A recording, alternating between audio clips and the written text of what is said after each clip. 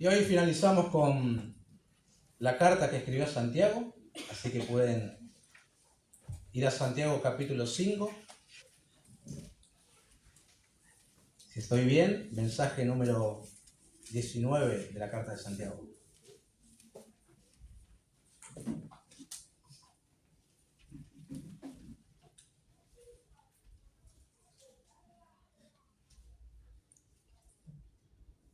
Bueno, dice Santiago capítulo 5, versículo 19. Hermanos, si alguno de entre vosotros se ha extraviado de la verdad y alguno le hace volver, sepa que el que haga volver al pecador del error de su camino, salvará de muerte un alma y cubrirá multitud de pecados.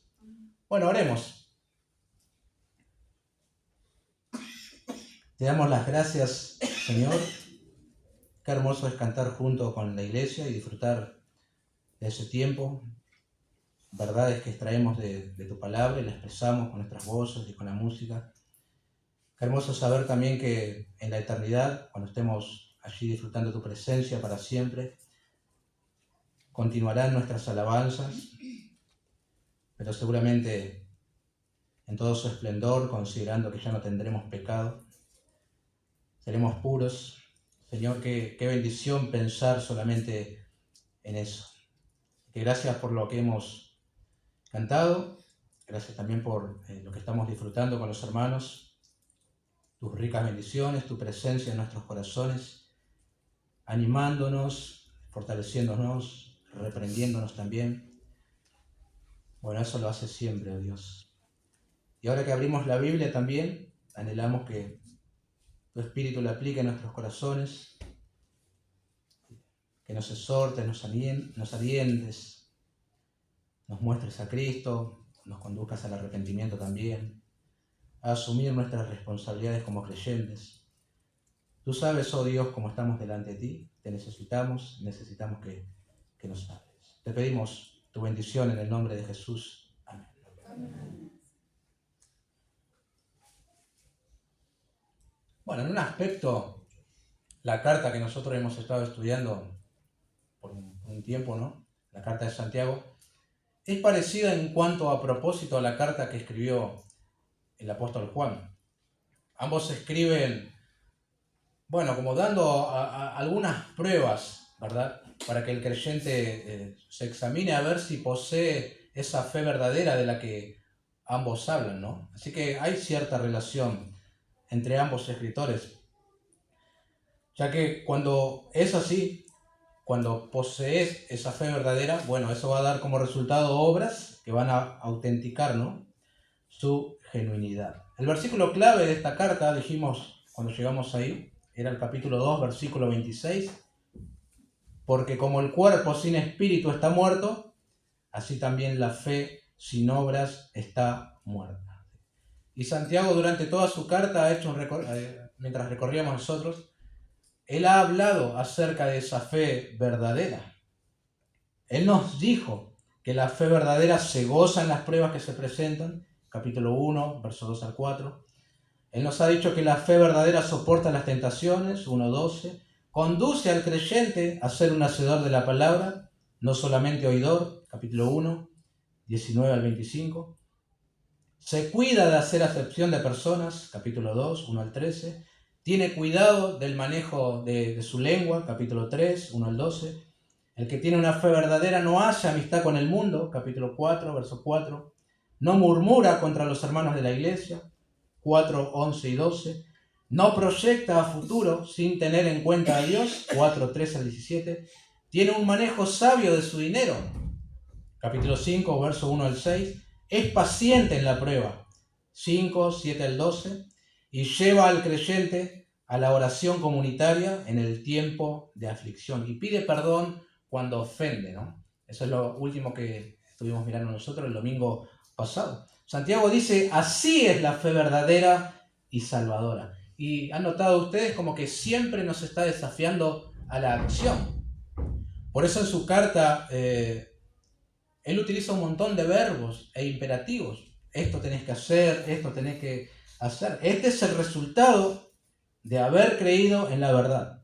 Acciones consecuentes y que glorifiquen a Dios. Notamos también que la carta no trata muchas cuestiones doctrinales, sino básicamente aquello que tenés que hacer ya que crees esto. De eso trata la carta. Ahora, llegando al final, no nos encontramos con el saludo típico de las cartas, ¿no? Como por ejemplo el apóstol Pablo.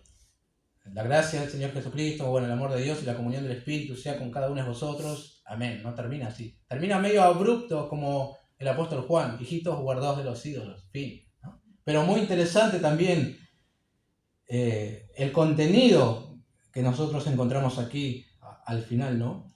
Aunque difícil también. Los dos últimos versículos son difíciles. El principio atemporal nosotros lo extraemos. Ahora, identificar a los personajes que el autor menciona tiene su dificultad. Y noto que entre los comentaristas tampoco hay consenso entre dos posibilidades, ¿sí? Así que hoy vamos a tener que jugarnos, ¿no? Con lo que entendemos que Santiago está diciendo. Por ejemplo, noten, ¿quiénes son esos que se extravían de la verdad? Según Santiago. El escritor solamente dice, si alguno de entre vosotros. ¿Son creyentes verdaderos los que se extravían de la verdad?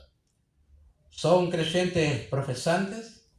No sé si existe creyente profesante, pero igual lo menciono para tener tres opciones. ¿O son falsos creyentes?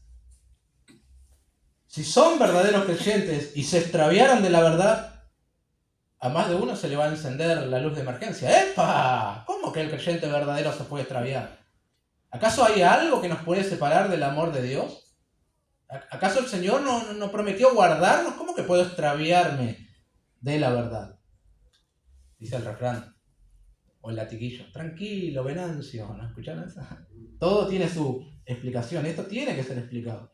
Ahora, si no eran creyentes genuinos, como que me desarticula el mensaje, porque toda la carta fue escrita a cristianos, y esos de entre vosotros, más bien parece referirse a un miembro de la iglesia local, que a un no creyente, ¿no? Bueno, la dificultad viene también por el versículo final. Si al que se extravió de la verdad lo haces volver del error de su camino, salvarás de muerte un alma y cubrirás multitud de pecados. ¿Y verdad que eso parece mejor encajar con alguien que no es creyente?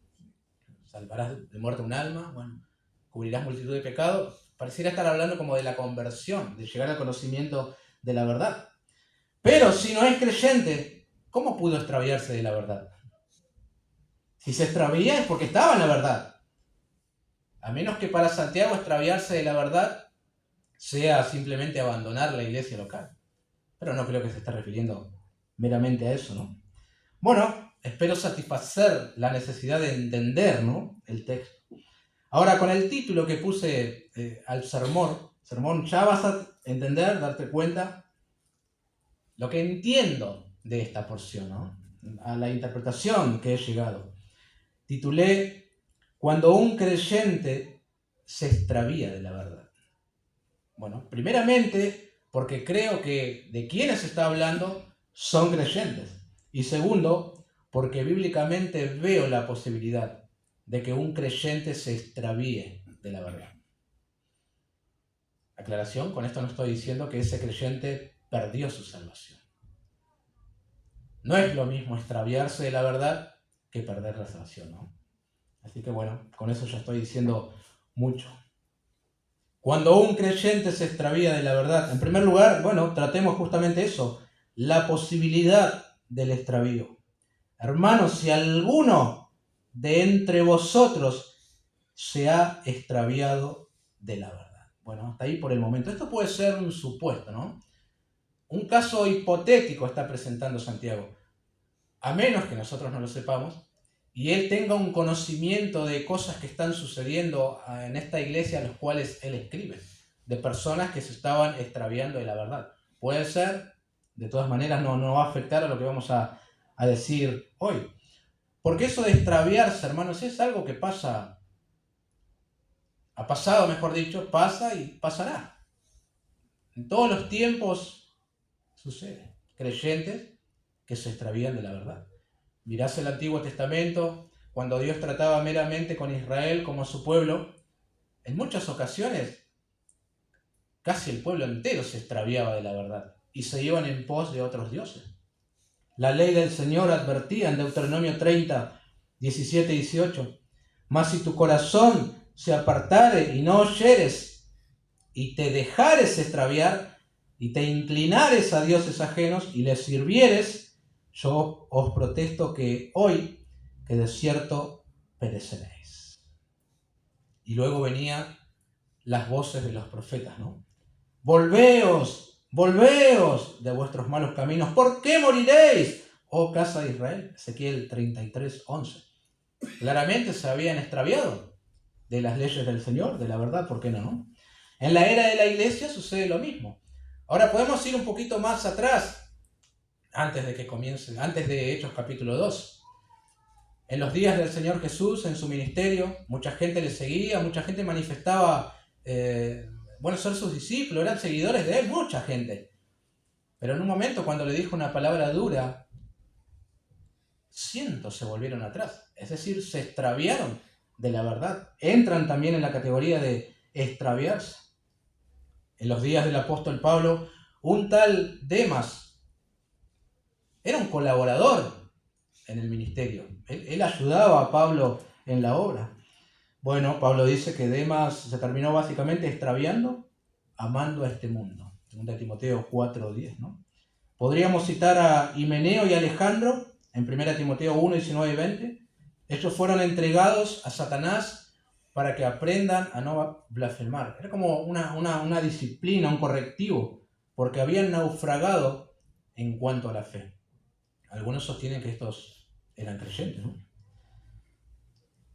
A veces el extravío significa que no eran creyentes genuinos. No siempre, pero a veces sí. El apóstol Juan dijo, salieron de nosotros, pero no eran de nosotros, porque si hubiesen sido de nosotros, habrían permanecido con nosotros, pero salieron para que se manifestase que no todos son de nosotros. Su primera carta, capítulo 2, 19, ¿no? Así que la posibilidad de extraviarse, hermanos, está al pie del cañón, como quien dice, ¿no? Y en todos los tiempos. Y yo puedo extraviarme de la verdad y vos también podés extraviarte de la verdad. Seguro que sí.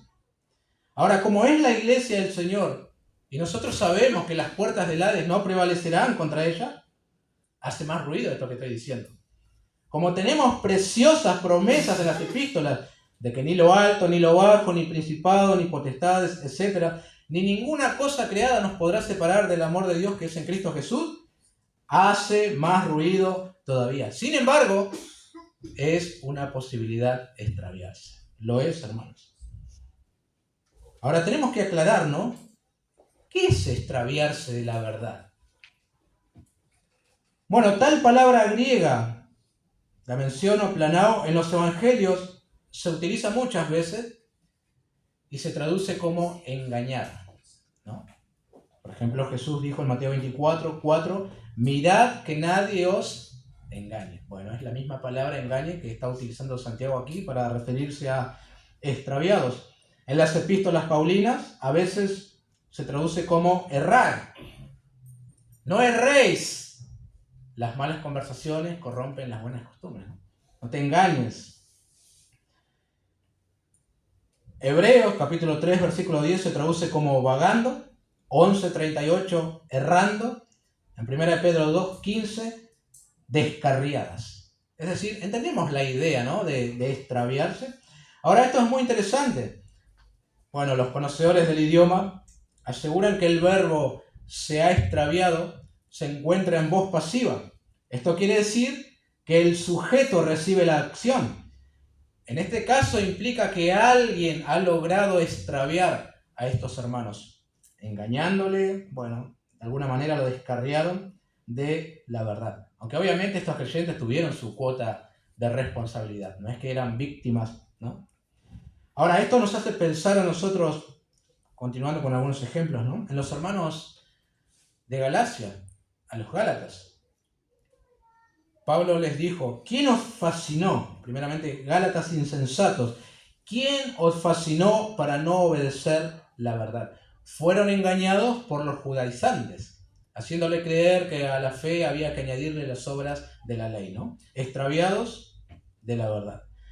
Puede referirse a la doctrina que estos creyentes habían recibido de boca de los apóstoles, ¿no? Y que ahora en este momento habían abandonado. Pero siendo justos también con el tono de nuestra carta, que hay un énfasis grande en las obras y en las obras, obviamente esto tenía implicaciones en la conducta del cristiano. Estos son creyentes que no están caminando en las obras de la fe verdadera que Santiago describió en la carta. Por lo tanto, están extraviados de la verdad. Evis Carballosa hizo una síntesis que me ha gustado mucho y le voy a compartir de qué significa esto de la verdad. Dice Evis: en el Nuevo Testamento la verdad es personificada por Jesucristo. La verdad es algo que uno debe amar, según la Tesalonicenses 2:10. Es algo que tiene que obedecer, Gálatas 5:7. Es algo que tiene que mostrar en la vida, 2 Corintios 4:2. Es algo que tiene que ser dicho en amor, Efesios 4:15. Es algo que tiene que ser testificado, Juan 18:37. Es algo que tiene que ser manifiesto en una vida de amor, 1 Juan 3:19. Es algo que libra, Juan 8:32. La verdad cristiana, en fin, es un don del Espíritu Santo enviado por Jesucristo, Juan 16:14.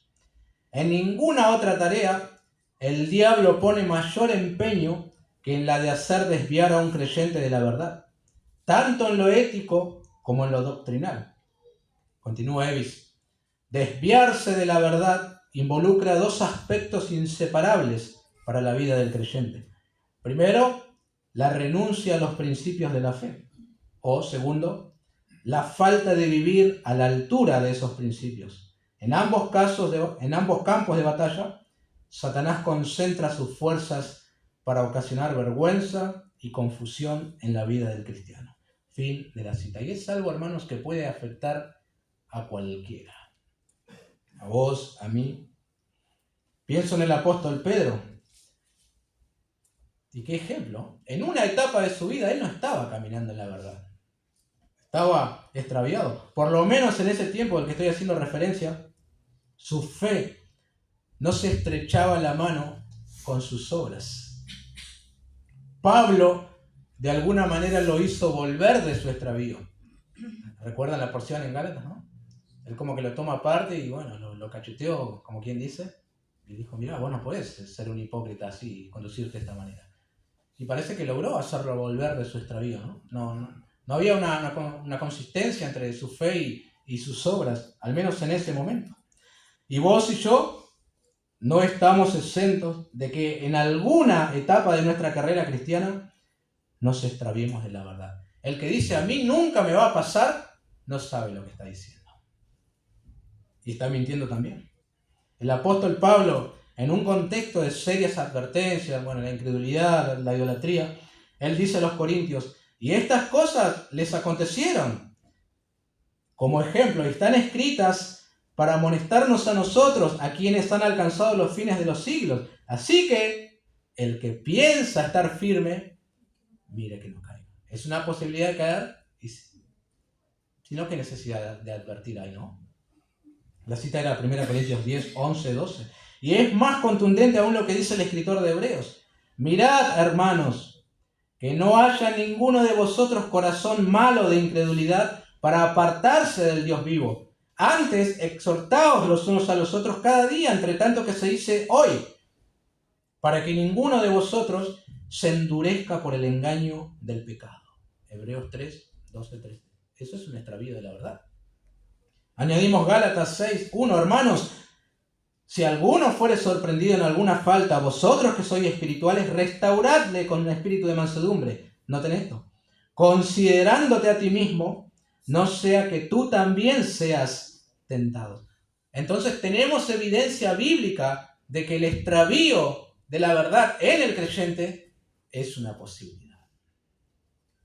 Y bueno, hay que temer, ¿no? Hay que estar atentos a eso. Ahora, la experiencia, la razón, ¿No nos dice, hermanos, que esto es una posibilidad también en nosotros? Por supuesto que sí. Yo me extravié de la verdad 3 años. ¿Era salvo? ¿No era salvo? No importa, porque no es nuestro texto hablar de la salvación. Pero a los 15 años de edad, después de haber caminado 2 años con el Señor, me extravié, la verdad, 3 años. Y me extravié mal, mal. Después de 3 años, el Señor me trajo otra vez, en su gracia, en su misericordia, a la verdad. Pero estaba extraviado, ¿y por qué no?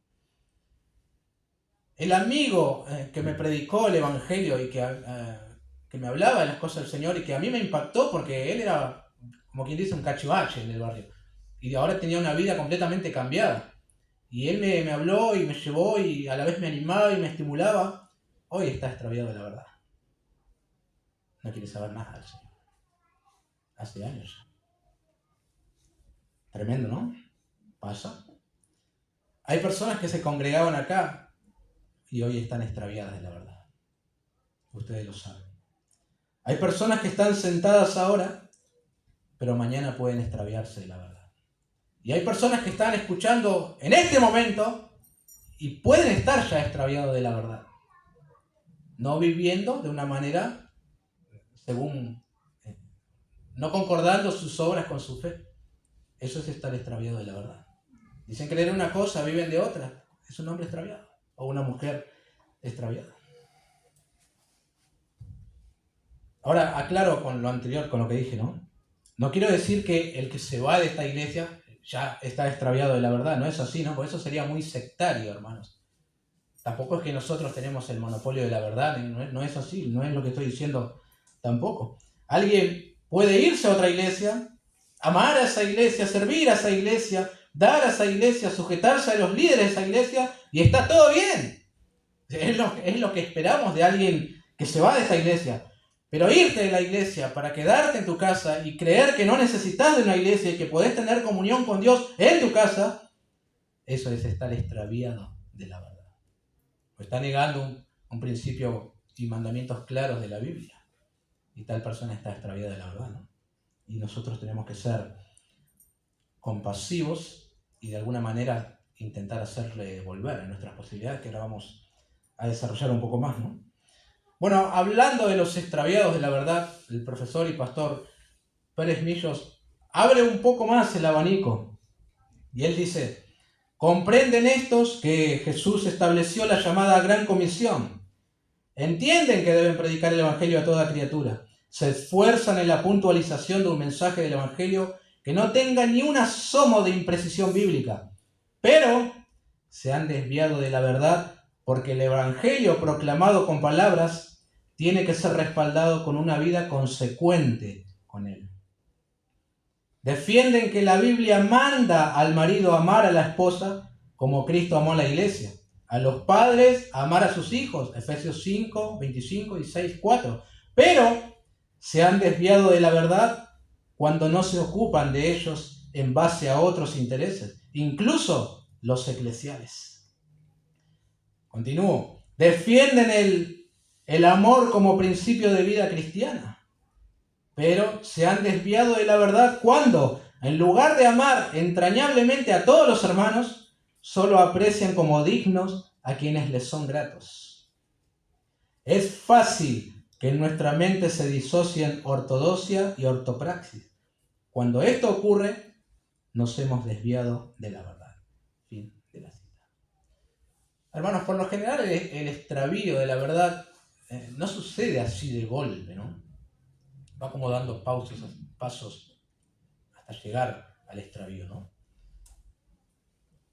Los creyentes, ejemplos, ¿no? Comienzan a escuchar a algún predicador de dudosa doctrina y luego vienen las dudas, luego vienen las confusiones y finalmente se termina extraviando. El falso maestro le engañó y él tuvo su cuota de responsabilidad y ahí está. Otros prestan sus oídos, a lo mejor a algunos de la iglesia que son medios chismosos. ¿Viste lo que se permite en la iglesia? ¿Viste lo que fulana hizo y a nadie le escribió a la otra hermana? ¿Viste qué? Y comienza a meter ficha, y la persona que va escuchando eso se va alimentando y a lo mejor se termina yendo. Se aparta de la verdad. Otros contribuyen a que te extravíes. A lo mejor no perdonaste, te enojaste, dejaste que un enojo haga raíz de amargura y cuando te diste cuenta, estabas extraviado de la verdad. Tu responsabilidad, ¿no? Porque las acciones, hermanos, siempre tienen sus consecuencias, ¿no? Así que es una posibilidad, ¿no creen? Extraviarse de la verdad. Debemos tener cuidado, debemos velar, debemos examinarnos constantemente, debemos aferrarnos al Señor, debemos caminar en sus normas, porque el extravío está ahí en la puerta. Nos puede alcanzar también a nosotros, ¿no? Vale la pena aclarar otra vez en este punto, no estoy hablando de la salvación, estoy hablando de extraviarse de la verdad. Será un tiempo, un año, no sé. Pero hay mucha gente extraviada. En última instancia no sabemos nosotros de aquel que se apartó. Es decir, puedo decir en este momento no está caminando en la verdad. Pero decir no es salvo es muy apresurado. Si el día de mañana la persona vuelve al Señor, ¿no? ¿Que voy a cambiar de opinión en cuanto a su salvación? Bueno. En segundo lugar, brevemente veamos, esto es bueno, los instrumentos para que el extraviado regrese. Esto da esperanza porque aquel que se extravió puede regresar. Santiago dice, y alguno le hace volver, al finalizar el verso 19, y el 20 comenzando, el que haga volver. Bueno, en el párrafo anterior, ¿recuerdan? Domingo pasado, aquellos que eran llamados e iban a la casa de los creyentes a orar y a ungir, eran los ancianos de la iglesia, ¿no? Para tratar con los débiles espirituales. Y oraban. Acá no es una tarea exclusiva de los ancianos, de los pastores. Si alguno le hace volver, puede ser cualquier hermano de la iglesia el instrumento que Dios va a utilizar para hacer regresar al camino de la verdad a aquel que está extraviado. Ahora, acá observamos, ¿no? Que no solamente debemos juntarnos y orar, como vimos el domingo pasado, no solamente pedirnos perdón cuando nos ofendemos y confesar nuestras ofensas, sino también interesarnos por aquellos que ahora no están caminando en la verdad. A lo mejor algún creyente, la audiencia, nosotros, lo que quieran, podría haber tomado la iniciativa de apartarse de esa persona. Es lo primero que hacemos. Sin embargo, Santiago les y nos anima a involucrarnos en sus vidas, ayudándoles a volver al camino de la verdad. El comentarista Kistemaker dice, si alguien de la iglesia se aleja de la verdad y cae en una de las trampas de Satanás, el otro miembro debe estar dispuesto a rescatar al extraviado.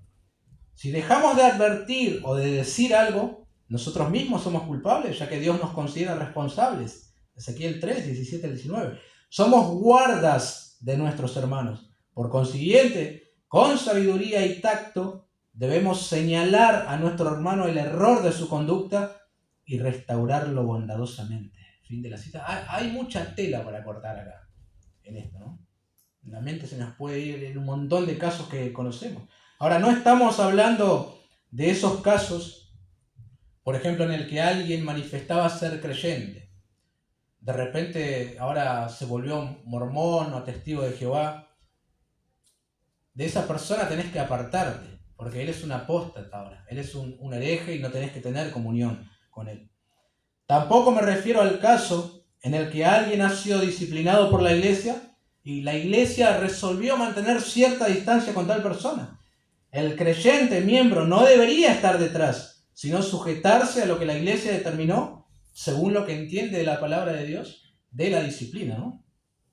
Acá, hermanos, estamos hablando de creyentes que se extraviaron de la verdad, fueron engañados, o a lo mejor en su inmadurez algo le molestó, alguien le ofendió, un falso maestro le confundió, y tenemos que tener una parte activa. Orando, eso está bien, según el caso, el contexto, visitando, escribiendo. Hay que ejercer sabiduría también, ¿no? Entiendo que hay algunos casos específicos de creyentes extraviados, que está bien que solamente los ancianos traten ese caso particular. pero por lo menos en la mente de Santiago no parece estar ese caso especial que está en el nuestro, sino uno que cualquier miembro de la congregación puede afrontar y ayudar al hermano a volver al Señor, ¿sí? Este es el caso. Ahora, digo que hay que ejercer sabiduría porque no todos los casos son iguales, ¿no? En algunos casos, el extraviado necesita palabras de ánimo. En otros, una sana confrontación. En otros, una advertencia. Bueno, hay que ejercer tino, sabiduría para cada caso, ¿no? Pero tiene que haber, hermanos, en nosotros algo más que la intención de que ese hermano vuelva, ¿no? Ahora, es obvio, hay un momento en el cual lo único que podemos hacer es orar. Pero no todos los casos son esos. La mayoría de los casos podemos hacer algo más para que el extraviado vuelva al Señor, ¿sí? Yo recuerdo que escribí a personas que eran miembros de esta iglesia y que se estaban extraviando de la verdad. Su conducta decía que se estaban extraviando. Como no contestaban, lo visité. Quien me atendió abrió la ventana y la cerró nuevamente. Dije, no quiero hablar con vos. No queremos hablar con vos.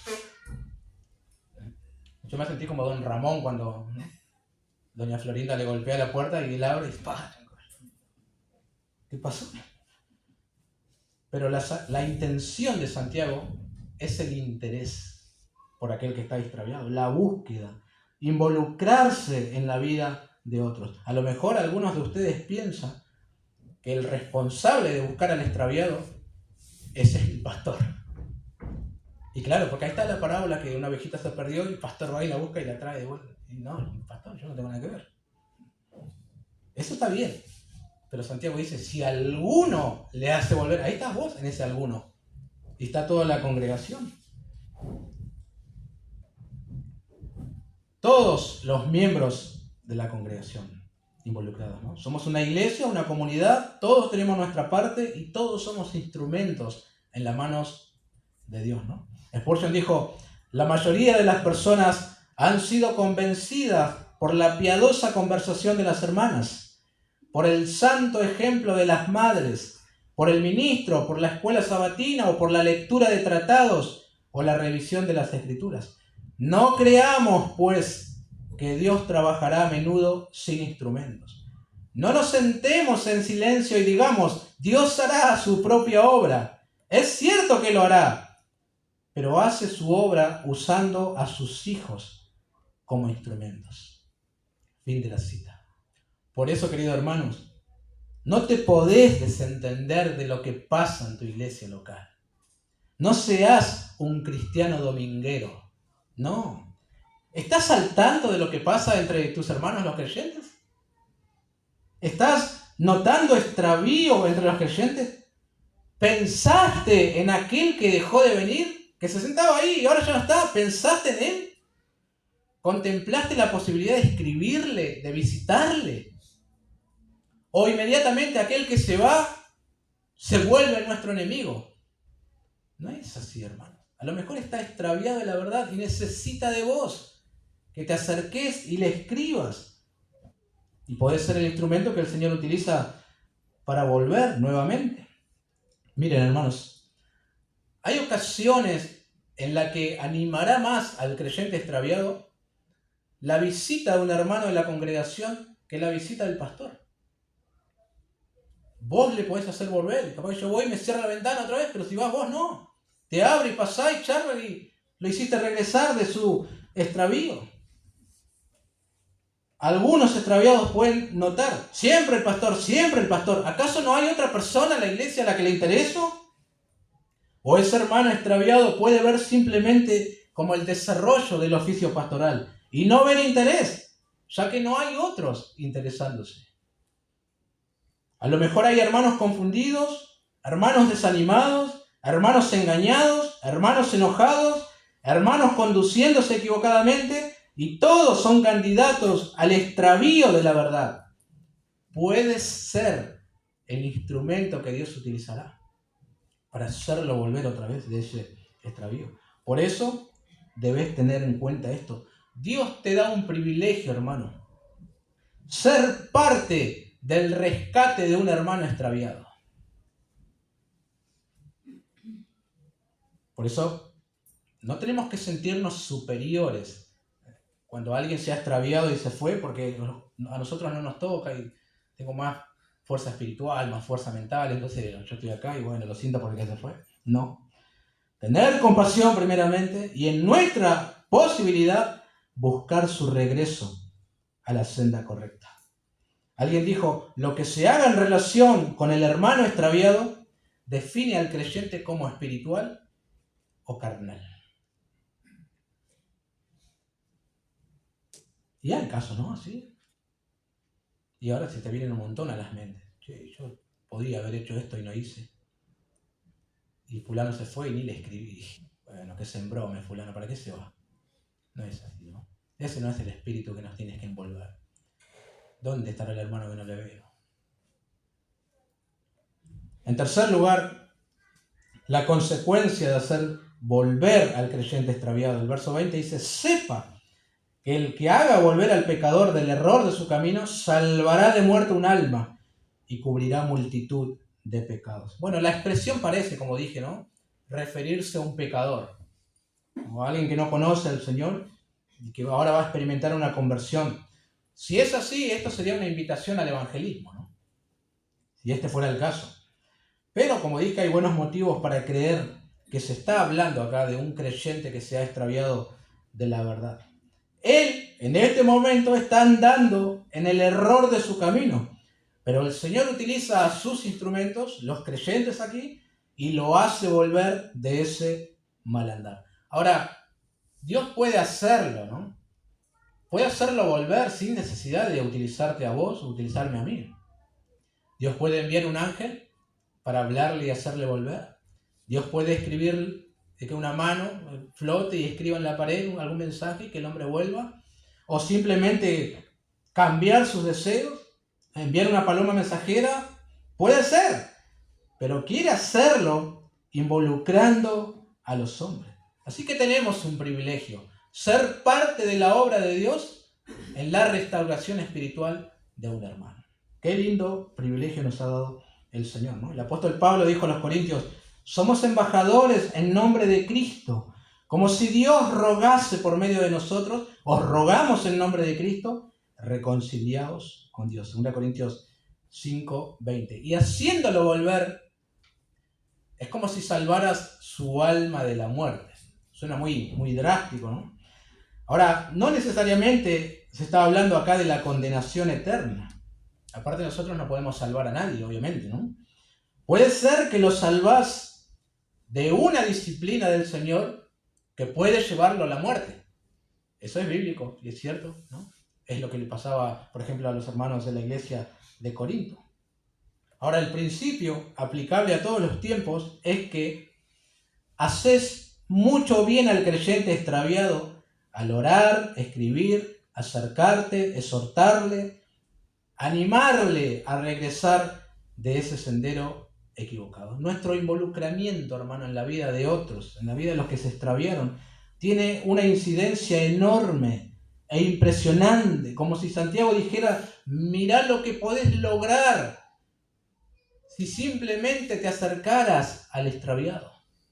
Casi como que lo estás resucitando entre los muertos. Y añade, y cubrirá multitud de pecados. Bueno, esta es una cita de Proverbios 10:12. El escritor de Hebreo, el apóstol Pedro también lo utiliza. En Proverbios dice, el odio despierta rencillas, pero el amor cubrirá todas las faltas. Y el apóstol Pedro en la misma dirección dice, y ante todo, tened entre vosotros ferviente amor, porque el amor cubrirá multitud de pecados. 1 Pedro 4:8. Y en este contexto también aplica lo mismo acá de Santiago. De la misma manera, en lugar de murmurar de otros cristianos, en lugar de ser impacientes, en lugar de quejarnos, el creyente, instrumento de Dios, va en pos del creyente extraviado y con la ayuda del Señor lo hace volver del error de su camino. Eso es como si cubrieras sus pecados, ¿no? Él se vuelve al Señor, él confiesa sus pecados y restaura su relación con el Señor. Como alguien dijo, cuando alguien lo hace apartarse de la senda equivocada, está haciendo desaparecer los pecados que antes practicaba y que eran visibles, ¿no? Qué hermosa consecuencia, querido hermano, es involucrarse en la vida de otros, ¿no? O lleva a involucrarte en la vida de otros, de aquellos que se fueron, se extraviaron. Cuánto bien hacemos a sus almas. Está muy descuidado este ministerio de la restauración espiritual del extraviado en las iglesias. Es muy poco codiciable ese ministerio. Quiero darte por lo menos 4 motivos. Primero, porque no se ve. Lo tenés que hacer en privado y nadie te va a aplaudir. Segundo, porque tenés que salir de tu zona de confort. Es decir, tenés que invertir tiempo, tu voluntad hacia otras personas. Y eso es algo que no gusta mucho hoy en día, ¿no? Tercero, porque puede que no obtengas los resultados que esperás. Vos querías restaurarlo, la verdad. Él te terminó odiando. Puede pasar también. Alguien una vez amenazó con denunciarme. Yo solamente quería que vuelva del error de su camino. ¿Se imaginan? Estoy presa. ¿Por qué? Quería que vuelva a la iglesia. Bueno, puede pasar. Cuarto, no tenés que pensar en vos, sino en otro. Y eso hoy en día es casi una misión imposible. Pero vale la pena intentarlo, hermanos. Vale la pena intentarlo. Observo también en el texto 2 detalles que nos ayudarán a la hora de hacer volver al hermano extraviado. Primero, Santiago habla del extraviado como pecador en el error de su camino. Siempre que hay extravío, hay pecado también, ¿eh? No lo vean como una pobre palomita que fue arrebatada de aquí, ¿no? Hay pecado también, él tiene su cuota de responsabilidad. Por lo tanto, tal extraviado necesita que sus pecados sean cubiertos. Es decir, no podemos ir a ese que se extravió con un ramo de flores, ¿no? Porque es alguien que está caminando en el error de su camino. Hermano, Dios te ama y te necesita en su obra. Tu asiento está vacío y vos sos muy importante. No hay que endulzar el oído del hermano extraviado. Está mal, está extraviado, hay pecado y es responsable. A veces uno puede ir con la mejor intención, pero con las herramientas equivocadas. Y termina haciendo más mal, ¿no?, que bien. Puede pasar también. Hay que tener cuidado con nuestras emociones y tratar de ser objetivo. Que vuelva, sí, es lo que queremos, pero entendiendo lo que sucedió. Que él se arrepienta de su extravío y confiese su pecado y se arregle con el Señor y lo va a abrazar más que nunca cuando entienda eso, ¿no? Ahora, tampoco hay que ir con una escopeta. ¿Cómo te vas a apartar, hijo del diablo? Volvete y no seas cobarde. No podemos ir así al hermano extraviado. La verdad tiene que ser dicha en amor, ¿no? Si no, mejor no decirla. Otro detalle, el que se extravía de la verdad, como estuve diciendo, no se vuelve automáticamente nuestro enemigo. Él o ella puede volver a enderezarte. Pensemos bien del que se extravía de la verdad y no lo peor, queridos hermanos. No sea que el día de mañana vos también estés extraviado y no te gustaría que diga ella, mira, la pecadora se extravió de la verdad, que no entre más acá. No queremos eso, ¿no? Vas a querer que otros te vayan a buscar también y te den una palabra de aliento. Pregunto, hermanos, ¿cómo estamos con el ministerio de la restauración? ¿Cómo estamos? ¿No lo habremos descuidado? A lo mejor hay extraviados esperando por ti hoy. Que el Señor nos ayude, ¿no?, a ir por esa persona. Bueno, al llegar al final de la carta, deberíamos, como quien dice, ¿no?, parar la pelota, pensar. ¿En qué lugar estamos parados? Estas obras que corresponden a quien profesa tener una fe verdadera, ¿se ven en ti y en mí? Recapitulando todo desde el capítulo 1, voy a parafrasear a un comentarista, quito y añado también en eso. ¿Vivimos gozosos cuando estamos atravesando pruebas? ¿Pedimos la sabiduría que viene de lo alto para atravesar la prueba? ¿Somos cristianos de doble ánimo? ¿Estamos dispuestos a oír más que hablar? ¿Somos hacedores de la palabra o simplemente oidores? ¿Estamos pensando en aquellos que necesitan ayuda o viviendo una falsa religión? ¿Somos justos sin hacer acepción de personas? ¿Estamos buscando ocupar puestos de maestros para ejercer autoridad sobre otros? Es un repaso de toda la carta, ¿no? ¿Somos capaces de controlar nuestra forma de hablar de modo que siempre seamos la ayuda de los demás? ¿Cuál es nuestra forma de vida en medio de los atractivos del mundo? ¿Hemos cancelado de nosotros la murmuración y la maledicencia contra algún hermano? ¿Estamos cumpliendo los compromisos que hemos contraído con otros? ¿Cuánto tiempo estamos dando a la oración, especialmente a la de intercesión por los hermanos? ¿Estamos siendo pacientes en la prueba? ¿Estamos tratando de restaurar al hermano extraviado? Bueno, la respuesta a estas preguntas dará una correcta valoración de la firmeza y eficacia de nuestra fe. Hemos de recordar que no consiste en hablar de fe, sino en vivir la fe. De otro modo, debemos entender claramente que la fe sin obras es muerta en sí misma. ¿Sí? Bueno, oremos.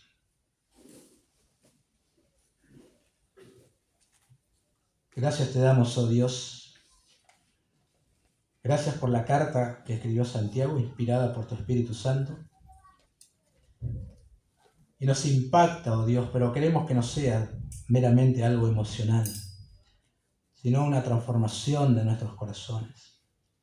Queremos ser consecuentes, oh Dios, entre lo que decimos creer y cómo vivimos. Ayúdanos, oh Dios.